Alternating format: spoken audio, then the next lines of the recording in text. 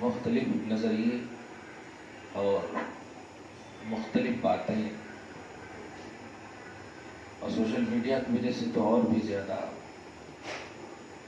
کس کو بلاک کریں، کس کو ڈیلیٹ کریں، سمجھ میں نہیں آتا۔ لیکن فارسی کا ایک مقولہ ہے، یک گیر محکم گیر، ایک کو پکڑو ٹھوس پکڑو، ایک کو پکڑو مضبوطی سے پکڑو۔ اللہ پاک کا احسان ہے، آپ درس میں آتی ہیں، قرآن پاک کا درس لیتی ہیں، غیر معروف ناآشنا سے آپ علم نہیں سیکھتی، جانتی ہیں، دیکھتی ہیں۔ اس لیے میں معراج النبی کے حوالے سے خصوصاً وہ پہلو جو رات میں مردوں کے سامنے میں نے ذکر نہیں کیا ہے، ہم اپنی بہنوں اور ماؤں کے سامنے وہ پہلو ذکر کر رہے ہیں، کیونکہ خصوصاً مدینہ مسجد کے لوگوں نے جیت لیا رات کے ماحول کو، اور اللہ پاک اس نشست کو قبول فرمائے اور ہم سب کو، پورے محلہ کو، پورے رشتہ داروں کو، پوری نسبت رکھنے والے اور والیوں کو اپنی شان کے مطابق اجر عطا فرمائے، کیونکہ کل کی شان ایک نئی شان ہے اللہ کی، اس لیے اپنی شان کے مطابق۔ ہماری کوئی شان ہے؟ کچھ نہیں ہے۔ آج کا یہ کانسیپٹ بتا رہا ہوں، ذرا ذہن میں سے دھیان لیجیے گا۔ کمال یہ نہیں ہے کہ حضور معراج کو گئے، کمال اور تعجب کی بات یہ ہے کہ حضور معراج سے آئے۔ کیا بات ہے؟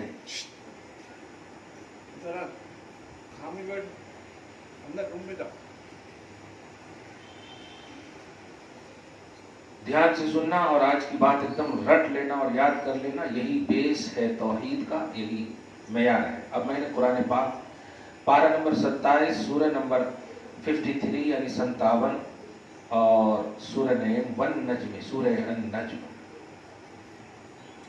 اس کی کل 18 آیتوں کا میں ترجمہ کروں گا۔ رات میں ایک ہی آیت میں یہ ہو گیا، مگر میں ترجمہ جلدی سے کروں گا۔ سب سے پہلی بات کہ آپ بھروسہ اللہ رسول پر رکھتی ہیں، اس کا کلمہ پڑھی ہے، ایمان آپ کو اللہ رسول کے کرم سے ملا ہے، آپ کنفیوز نہ ہو، شک اور تردد کی شکار نہ ہو۔ کمال یہ نہیں ہے کہ معراج کو گئے، اوپر گئے، کمال یہ ہے کہ اوپر سے نیچے کیوں آئے۔ ایک چھوٹی سی مثال اور بات کہہ رہا ہوں۔ امام بخاری کے بھی استاذ ہیں امام عبد الرزاق، انہوں نے اپنی کتاب میں ایک حدیث پاک نقل کی ہے، ہر شاگرد کو استاذ کا علم آتا ہے، یہ بات سمجھیے گا۔ کہتے ہیں کہ سب سے پہلے اللہ پاک نے نبی کے نور کو پیدا فرمایا۔ حضرت جابر رضی اللہ تعالیٰ عنہ کی سے روایت ہے کہ انہوں نے پوچھا اخبرنی عن اول شیء خلقہ اللہ قبل کل اشیاء یا کل شیء، یا رسول اللہ آپ مجھے یہ بتائیے کہ اللہ پاک نے اپنے بعد مخلوق میں سب سے پہلے کس چیز کو پیدا کیا، ساری چیزوں سے پہلے۔ تو حضور پاک صلی اللہ علیہ وسلم نے فرمایا یا جابر ان اللہ قد خلق نور نبیک قبل کل شیء، او کما قال صلی اللہ علیہ وسلم۔ اے جابر، اللہ پاک نے سب سے پہلے، ساری چیزوں سے پہلے تیرے نبی کے نور کو پیدا فرمایا۔ میں نے کتاب اور ریفرنس میں بتایا کہ امام بخاری کے استاذ کی کتاب ہے مصنف، ان کے امام عبد الرزاق۔ کس کی آواز آ رہی ہے سامنے سے؟ پوری توجہ سے سنو۔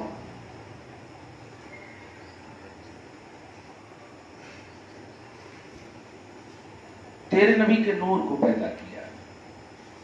اب ذرا دھیان سے سنیے گا۔ پیدا جو ہوتا ہے اس کا ایک اسٹیٹس ہوتا ہے، اس کا ایک لیول ہوتا ہے۔ हमारे घर में भी बेटा पैदा हो या बेटी पैदा हो, या अगर खेड़े गांव की बात लें तो बकरे बकरियों का भी मसला है। ये बताइए, जानवर जहां पैदा होते हैं उसका एक मकाम अस्तबल होता है, उसको आप पलंग पे नहीं सुला सकते। बेटा बेटी जो पैदा होता है उसको आप जानवर की जगह नहीं सुला सकते। मैं आपको एक पेश दे रहा हूं, तवज्जो से सुनना, कहीं निकल ना जाए कि क्या बोले थे। तो जो पैदा होता है, पैदा होने के बाद उसकी एक खास जगह होती है। हम पैदा हुए हैं, आसमान और जमीन के दरमियान हम नहीं रह सकते। हमारी पैदाइश की जगह मिट्टी है तो जमीन पर ही रह सकते हैं, क्योंकि मिट्टी से हम पैदा हुए हैं तो मिट्टी ही में हम रह सकते हैं, मिट्टी से। आप जरा गौर करें, हर एक की एक खास जगह है, उसका एक मकाम है जहां वो रहना उसकी नेचुरली और तभी स्टेटस है, उसका लेवल है उसका। परिंदे को अगर आप चाहें कि आप अपने पलंग पे तकिया देकर सुलाएं, नहीं सो सकते वो, उसका एक मकाम है, उसकी जगह है। आप समझ गए होंगे, हर एक का एक मकाम है, एक जगह। ये और बात है, अल्लाह का करम है, मुसलमानों में कम है और गल्फ वगैरह में ज्यादा है कि अपने से ज्यादा कुत्ते की जगह को साफ रखते हैं वो लोग, कुत्ते को पालते हैं। ला हौला वला कुव्वता इल्ला बिल्लाह। हम कितना भी कुत्ते को पाल लें लेकिन उसकी एक जगह खास रखते हैं, अपने पास नहीं सुला सकते उनको। हाँ, ध्यान से सुने आप। तो अल्लाह पाक ने क्या कहा नबी पाक सल्लल्लाहु अलैहि वसल्लम ने कि ए जाबिर, सबसे पहले अल्लाह ने तेरे नबी के नूर को पैदा किया। तो सवाल यह है कि नूर की जगह कहां है? नूर की भी तो जगह होगी। हम खाकी मखलूक हैं, इसलिए खाक जगह है हमारी।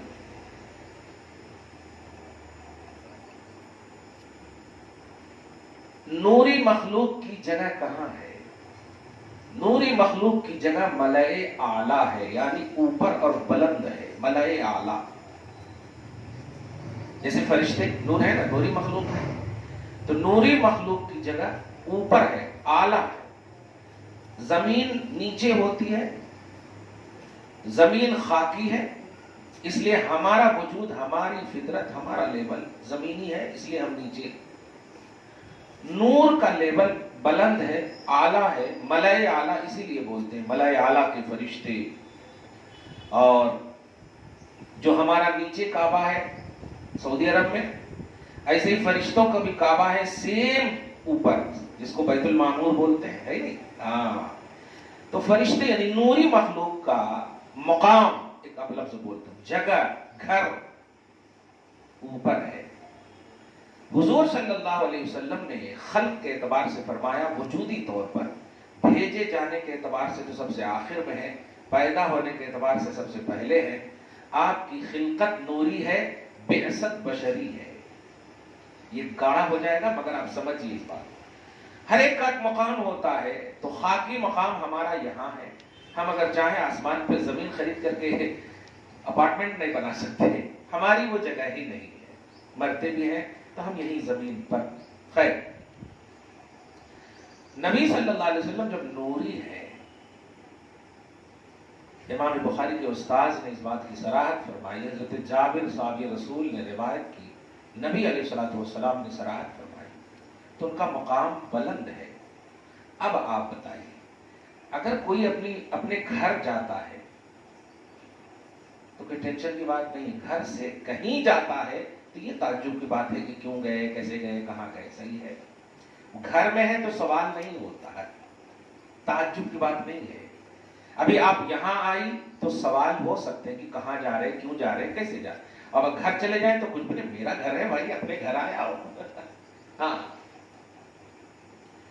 तो नबी अलैहिस्सलाम जो आसमान से ऊपर, लामकाम, बुलंदी, मलए आला, ऊपर गए, ये कमाल नहीं है, क्योंकि वो अपने घर गए, अपने लेवल और स्टेटस के मकाम पर गए। सवाल ये है कि नीचे क्यों आए? मक्का से गए, मस्जिद हराम से गए, मस्जिद अक्सा तक गए, फिर वहां से ऊपर तक गए, नीचे क्यों आए ये सवाल है। अपने मकाम में, अपने घर में क्यों नहीं रहे?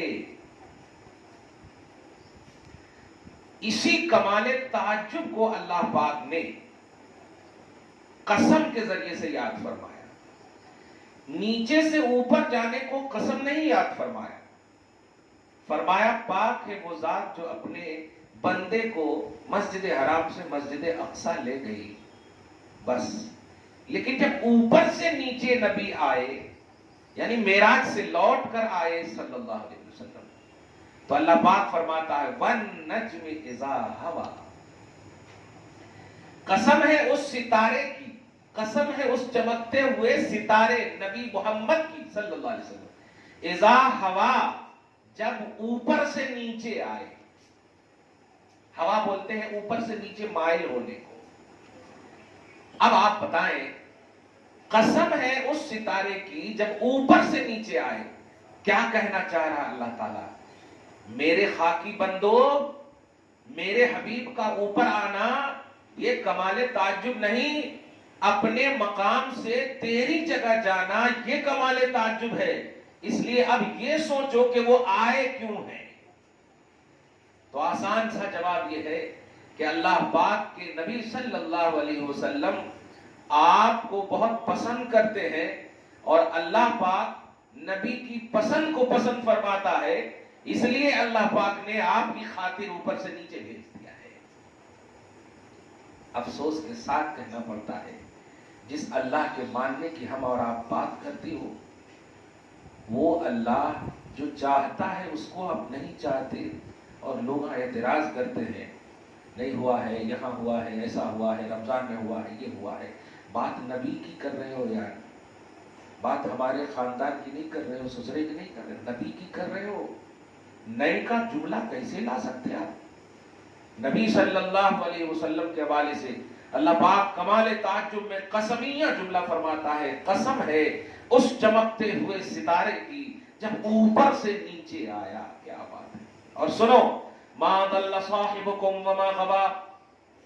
یہ جب نیچے سے اوپر گیا نا تب بھی نہیں بھٹکا اور اوپر سے نیچے آیا تب بھی نہیں بھٹکا. وجہ اس لیے کہ کتاب میں تو آپ یہ پڑھے ہیں کہ اللہ پاک نے، دھیان دیجیے گا، اللہ پاک نے، چونکہ ہماری بہنیں اور مائیں بھی معراج کی سعادتوں سے سرشار ہو جائیں، نماز وغیرہ تو آپ نے اپنے سے پڑھا ہے نا، لیکن فیوز و برکات جو ہیں رات میں بھی کہا میں نے نبی اور ولی کے ذکر میں گارنٹیڈ ہے، مسجد میں بھی گارنٹیڈ نہیں ہے نہیں. کیونکہ کیا کہا تھا مسجد اقصی کے ارد گرد برکت رکھا، مسجد کے اندر رکھا نہیں کہا اللہ نے. کہنا یہ ہے کہ نبی اور ولی کے ذکر میں برکت ہوتی ہے، اسی سائے میں آپ برکت لے کر کے آپ جائیے. نبی صلی اللہ علیہ وسلم کے پاس آپ کو سب معلوم ہے، اعتراض کرنے والے بھی کہتے ہیں کہ جس تاریخ میں اعتراض کر سکتے ہیں، ادھر ادھر کر سکتے ہیں، لیکن یہ ضرور کہتے ہیں دار ام ہانی کے گھر تھے، جبریل علیہ السلام آئے، براق لایا گیا، وضو فرمایا، 2 رکعت نماز پڑھی، پھر حتیم سے گئے آپ براق میں چڑھ کر کے. صحیح ہے، یہ سب پڑھتے ہیں، لیکن پڑھتے آپ یہ ہے کہ جبرائیل آئے، براق پہ چڑھے. صحیح ہے، پھر جبریل لے کر گئے، صبح مسجد حرام سے اقصی تک گئے، وہاں امامت فرمائی، پھر وہاں سے براق کے بعد رف سواری آئی وغیرہ، پھر وہاں سے سیڑھی کی طرح اوپر گئے، آسمان اول کے پاس گئے، آواز دیا کھولو. آسمان اول کے اندر سے آواز آئی، کون؟ فرمایا گیا محمد. کہا کون؟ جبرائیل. ہاں تمہارے ساتھ محمد. ہاں ان کو کھول دیا گیا. پھر کون ہے؟ ملے، آدم ملے، موسیٰ ملے، عیسیٰ ملے، سب ملے انبیاء کرام. اب یہ ساری چیزیں آپ پڑھتے ہیں کہ جبرائیل ساتھ ہیں، لے گئے، ہاں یہ ساری چیزیں پڑھتے ہیں، لیکن قرآن کا کانسیپٹ سنو. 12 نمبر 15 کی فرسٹ آیت پڑھ لینا. فرماتا ہے پاک ہے وہ ذات جو لے گئی اپنے بندے کو.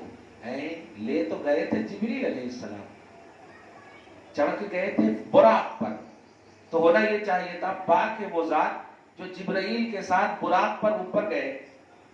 حقیقت یہ ہے، لیکن اللہ سبحانہ کہہ رہا ہے پاک ہے وہ ذات جو لے گئی، یعنی اللہ پاک اپنے حبیب کو لے جانے کی بات کر رہا ہے. تاریخ کہہ رہی ہے، حقیقت کہہ رہی ہے، حدیث کہہ رہی ہے، منظر کہہ رہے ہیں، پیش منظر اور پس منظر کہہ رہا ہے.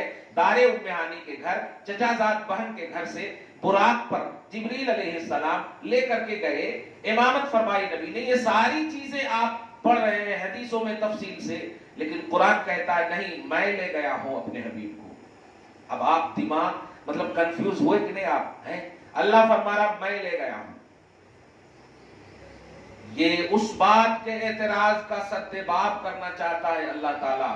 لوگوں، حبیب کے مسئلہ معراج اور فلسفہ معراج کو ایزی مت لینا، تاریخ اور حقیقت کی بنیاد پر انکار مت کر دینا۔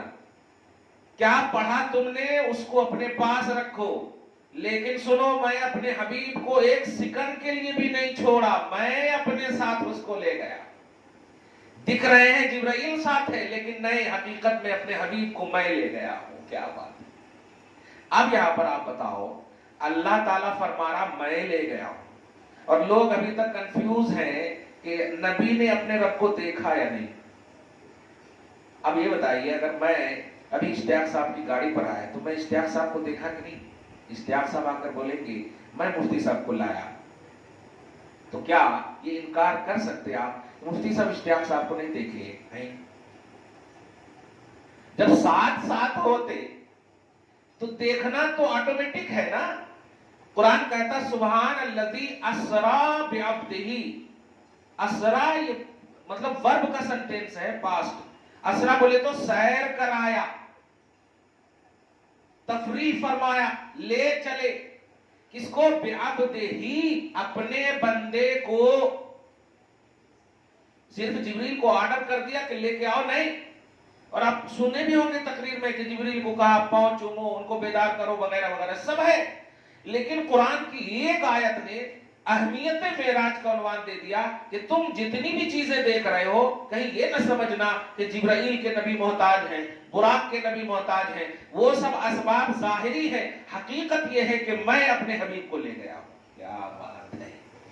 یہ بات میں نے مسجد دیکھی، اب اشتیاق صاحب بولے سبحان اللہ، رات میں نہیں بولا تھا، آپ لوگوں کے سامنے بولا میں۔ سوچیں آپ، نبی صلی اللہ علیہ وسلم کے معراج پر اب دنیا کا کوئی امتی مومن یہ تو اعتراض ہی نہیں کر سکتا۔ کیوں؟ اس لیے کہ اللہ پاک اپنے ساتھ لے گیا۔ اب جس کو اللہ کے لے جانے پر بھروسہ ہے، اللہ پر بھروسہ ہے، وہ قرآن پاک پارہ نمبر 15 کی فرسٹ آیت کریمہ کا مطالعہ کرے، اس کو سارا کنفیوژن ختم ہو جائے گا۔ اب یہاں پر بولے ہاں وہ مسجد حرام سے مسجد اقصی تک اللہ لے گئے، وہاں تک لیا کہ اللہ پاک پھر کیا ہے؟ عجیب ہے۔ تو اس کا بھی جواب اللہ پاک نے پارہ نمبر 15 کے بعد، یعنی مسجد حرام سے مسجد اقصی تک کا ذکر 15 میں فرمایا، اور اس کے بعد کا ذکر اللہ پاک پارہ نمبر 27 سورہ نجم میں یہ فرما رہا ہے، قسم ہے اس ستارے کی جو اوپر سے نیچے آیا۔ دیکھا، آٹومیٹک کر دیا جواب اور دے دیا جواب، اوپر سے نیچے آیا۔ مسجد حرام سے مسجد اقصی تک ہی تم اگر مان لو تو سمجھ میں آ جائے گا کہ کتنا میلوں دور ہے مسجد حرام سے مسجد اقصی، لیکن اللہ فرما رہا لیلن، یہ نہیں فرما سلاس شہر، 3 مہینے تک نہیں، رات کے تھوڑے سے حصے میں مسجد حرام سے مسجد اقصی تک۔ آپ ہی بتا دو، ہم آپ کو 100 رات دیتے ہیں، ذرا چلے جائیے آپ پیدل، براق تو آپ کے لیے آئے گا ہی نہیں۔ اسی میں جواب ہے کہ میں مسجد حرام سے مسجد اقصی تک لیلن، رات کے تھوڑے سے حصے میں لے گیا۔ اگر اسی کو تم مان لو تو معراج کی اہمیت آٹومیٹک تیرے دل میں بیٹھ جائے گی اور انکار کا کوئی تصور ہی نہیں آئے گا، اس لیے کہ مسجد حرام سے مسجد اقصی یعنی کعبہ سے فلسطین بہت دور ہے، ایک رات نہیں کئی راتیں چاہیے اس کے لیے۔ صحیح ہے کہ نہیں؟ واہ، عقیدہ مل گیا ہوگا آپ کو کہ معراج النبی نبی صلی اللہ علیہ وسلم کا بہت بڑا معجزہ ہے، اور معجزہ کہتے ہیں جو عقل میں نہ ناپی جائے، جو عقل میں نہ تولی جائے، جس کو عقل کے ذریعے سے نہ تولنا نہ سمجھنا، بلکہ اس کو بلیو کرنے کا پیمانہ ہونا چاہیے۔ جیسے آپ نے اللہ کو نہیں دیکھا، آپ نے بلیو کر لیا۔ قرآن پاک اللہ کی کتاب ہے، کیسے معلوم آپ کو کہ اللہ کی کتاب ہے؟ یہ تو سعودی عرب والے چھاپ رہے ہیں، مکتبہ لاہور اینڈ کمپنی یہ والے چھاپ رہے ہیں، کبھی کبھی ہم لوگ بھی لکھتے ہیں اپنے ہاتھ سے۔ تو اب آپ بتائیے یہ اللہ کی کتاب کیسے ہے؟ آپ کا سورس آف نالج آل ان آل یہ ہوگا کہ محمد الرسول اللہ نے کہا اور ہمیں ان کے کہے پر بھروسہ ہے، بس اس بھروسے کی بنیاد پر ہم نے اللہ کو مان لیا، ہم نے قرآن کو اللہ کا کلام مان لیا۔ اس کی ایک اور چھوٹی سی مثال آپ کو، آپ کہتے وقنا عذاب النار، اے اللہ جہنم کے عذاب سے بچا، کیا آپ دیکھے ہیں کہ جہنم میں عذاب کیسا ہوتا ہے؟ نہیں۔ قبر میں عذاب ہوتا جانتے ہیں آپ؟ دیکھے ہیں کبھی؟ پریکٹیکل کیے ہیں آپ؟ نہیں۔ یہ بلیف کی دنیا، یعنی جہاں عقل حیران ہو جائے، اس عقل کو پیدل کر کے بلیو کرنا چاہیے، ماننا چاہیے۔ آپ کو کہنا پڑے گا کہ ہم نے جنت نہیں دیکھا، جہنم نہیں دیکھا، عذاب نہیں دیکھا، قبر میں عذاب ہوتا نہیں، مگر ایک کہنے والے جس کا نام محمد عربی صلی اللہ علیہ وسلم ہے، ہم نے ان کے کہے پر مان لیا، ان کا بھروسہ کر لیا، بس یہی ہمارا سورس آف نالج ہے۔ بتاؤ، ایمان والوں کے ایمان کا آل ان آل سورس نبی ہے۔ سوچے، اور ایمان والے ایمان کے بیس پر جنت جائیں گے، ایمان ہے تو جنت جائیں گے، اور ایمان کا بیس ہے نبی۔ اب آپ بتائیے، اگر نبی پر اعتراض کریں گے تو اب ایمان کا بیس اعتراضی ہو گیا نا، تصدیقی کہاں رہا؟ اور جب بیس اور بنیاد اور پیلر ہی اعتراض والا ہو جائے تو اس پر چھتاں کیسے ہوں گے، اچھے کیسے ہو سکتے؟ خلاصہ یہ کہ اللہ پاک نے دونوں معراج کا ذکر فرمایا۔ نیچے والے مسجد حرام سے مسجد اقصی کی معراج کو سیر کہا گیا، سیر کرایا، اور مسجد اقصی سے اوپر تک جانے کو معراج یعنی عروج، بلندی جس کو کہتے ہیں۔ تو عربی لفظ ہے دونوں، اسرا بھی عربی لفظ ہے، معراج بھی عربی لفظ ہے۔